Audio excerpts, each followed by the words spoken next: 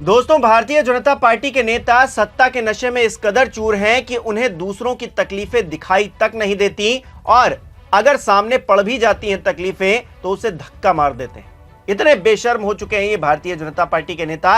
इस बात का जीता जागता सबूत मैं आपको इस वीडियो में देता हूं। नमस्कार, मेरा नाम हिमांशु मिश्रा है। आप देख रहे हैं 4PM न्यूज नेटवर्क। दोस्तों, 31 मई को मुजफ्फरपुर में 9 साल की एक लड़की के साथ में रेप की घटना होती है।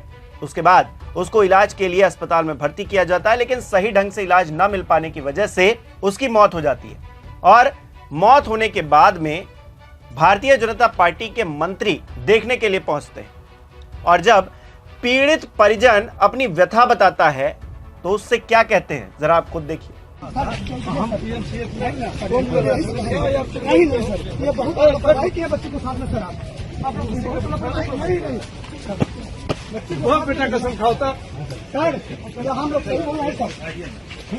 तो सुना आपने दोस्तों, बेटा कसम खाओ कि इलाज नहीं मिल रहा था। मतलब इस कदर बेशर्मी एक बच्ची का परिजन जिसने अपने प्रिय बच्ची को खो दिया है, उससे आप कह रहे हैं कसम खाओ कि इलाज नहीं मिला था।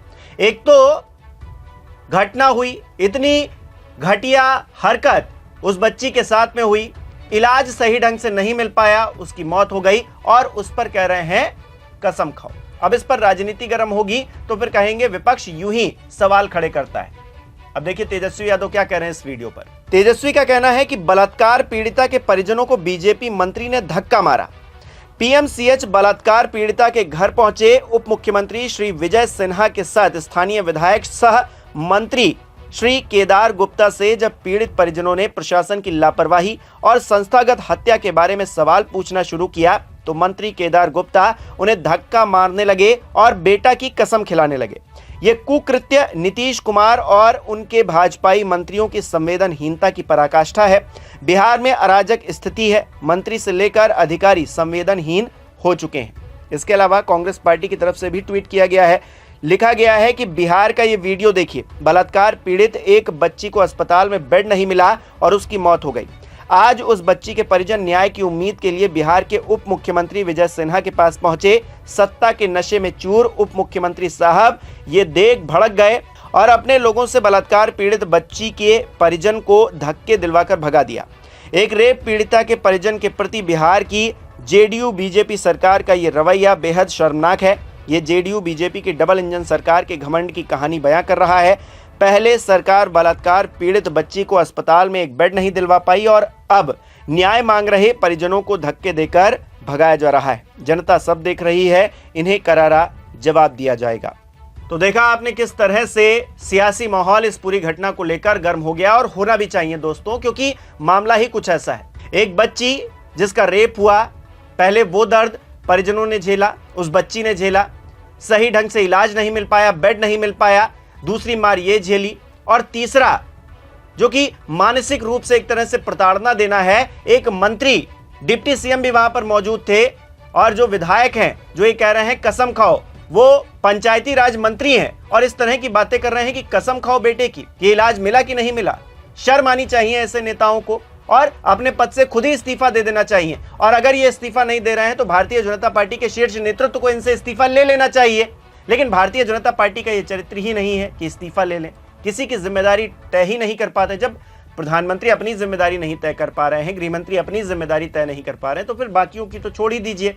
ये तो छोटे मोटे नेता हो गए, लेकिन जनता सब देख रही है ना, जनता के मुद्दों से ये किस तरह जुड़े नहीं है। ये साफ तौर से दिखाई दे रहा है कि एक पीड़ित इनके पास अपनी गुहार लेकर आया है और ये इस तरह से कह रहे हैं कसम खाओ।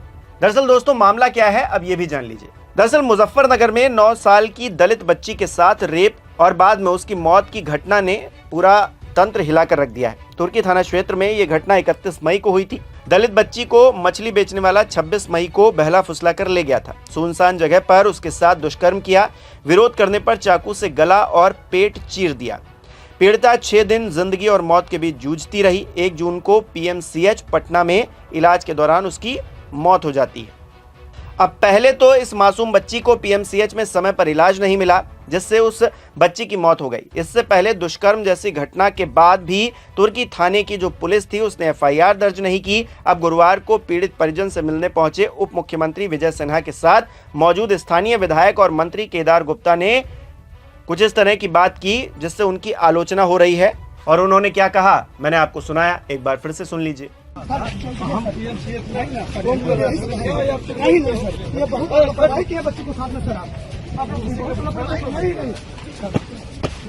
बेटा कसम खाओ दोस्तों, क्राइम दो तरह के होते हैं, एक तो प्रिडिक्टेबल होता है, एक तो अनप्रिडिक्टेबल होता है। जैसे कि रेप की घटना हो गई, कहां पर किस वक्त हो गई, पुलिस हर जगह मौजूद नहीं रहती है। हालांकि ये कानून व्यवस्था का ही मुद्दा है, पुलिस का एक इकबाल होता है। लेकिन जब पूरी सरकार कुर्सी के लिए लगी हो, काम के लिए ना हो, तो फिर इसी तरह की चीजें होती हैं और कानून व्यवस्था पूरी तरीके से बिहार के अंदर ध्वस्त है। ये हर कोई देख रहा है, हर कोई जानता है। अब एक रेप की घटना होती है, ये घटना हो सकता है कोई प्रिडिक्ट ना कर पाया हो, लेकिन घटना के बाद किस तरह का रिएक्शन हो रहा है ये अपने आप में बहुत बड़ी देखने वाली बात है। पुलिस केस नहीं दर्ज कर रही है, सही समय पर सही जगह पर इलाज नहीं मिल पा रहा है, बेड नहीं मिल पा रहा है, और मंत्री इस तरह की बातें कर रहे हैं। यानी कि पूरा जो सिस्टम है वही कोलैप्स कर गया है बिहार के अंदर। ये घटना इस बात का जीता जागता सबूत है। और मंत्री पूछ रहे हैं कसम खाओ। अगर वो कसम खा लेंगे कि हाँ भाई नहीं मिला तो क्या करिएगा, अपने पद से इस्तीफा दे दीजिएगा। मंत्री जी बताइए, आप खुद ही बताइए, क्या आप इस्तीफा दे देंगे अगर वो पीड़ित परिजन कसम खा ले और कहे कि हाँ भाई आपके सही इलाज नहीं मिलने से, आपकी व्यवस्थाएं दुरुस्त नहीं होने से हमने अपनी बच्ची खो दी, तो क्या आप इस्तीफा दे देंगे? क्या डिप्टी सीएम इस बात को लेकर बयान दे सकते हैं? इतनी हिम्मत है उनके अंदर? क्या पद का इतना मोह उनके अंदर नहीं है? क्या वो जनता के लिए काम करते हैं? अगर करते हैं तो इस्तीफा दे देना चाहिए था, लेकिन नहीं देंगे, इस्तीफा बिल्कुल नहीं देंगे। वो उस कुर्सी से चिपके रहेंगे जिसकी मलाई हर किसी को खानी है।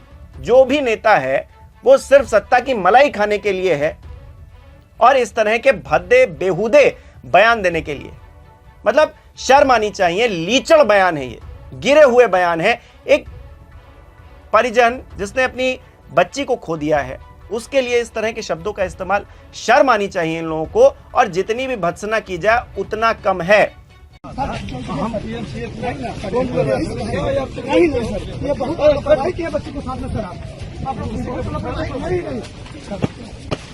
बेटा कसम खाओ